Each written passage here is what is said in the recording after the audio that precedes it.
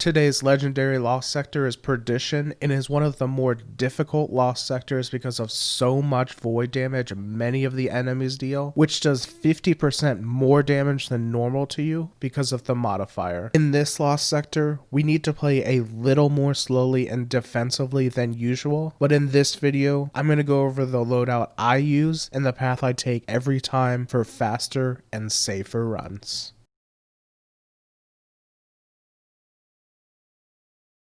Hi guys, I'm Legionless and this channel is about helping you enjoy your games more. If you want to enjoy your games more, subscribe to the channel to get recommended more Destiny 2 content on the channel, like what are the best rolls you need to get on the new weapons in Beyond Light. Make sure to comment down below if you have any other tips for this lost sector, and follow me on Twitter for more Destiny content. If you need specific tips for running this lost sector on the class you're running, there's links in the description below to a quick guide on the loadout to run on your class for quick and easy runs. In this lost sector, you're going to run into 2 barrier Hobgoblins and 2 Overload Minotaurs. Our loadout is going to need to be able to stun both of these champions easily, as well as have enough damage to reliably be able to kill them before they just run right through us. Every champion kill gives you an extra revive, and killing all champions should give you a higher chance at getting an exotic drop from the chest. The recommended power level is 1250, so you should be as close to this as possible, but it's still pretty doable if you're 20 levels under. You won't have the fastest runs, but you also won't be so weak that you won't stand a chance. You take extra damage from any arc damage, and while you're in the air, void damage you deal and receive is also increased by 50%, which is why Minotaurs and the boss will one-shot you if you're really low power level, and will get you to really low health if you're closer to the recommended power level. My usual kinetic scout rifle, Ariana's Vow, and heavy weapon loadout isn't going to work in this lost sector because of the countless arc shields in this lost sector. For this lost sector, I recommend a kinetic scout rifle still, but you should then run an arc SMG or pulse rifle and a void heavy weapon of your choosing. For this season, auto rifles and scout rifles are the only weapon types that can disrupt overload champions, but relying on auto rifles to disrupt these Minotaurs, teleport around a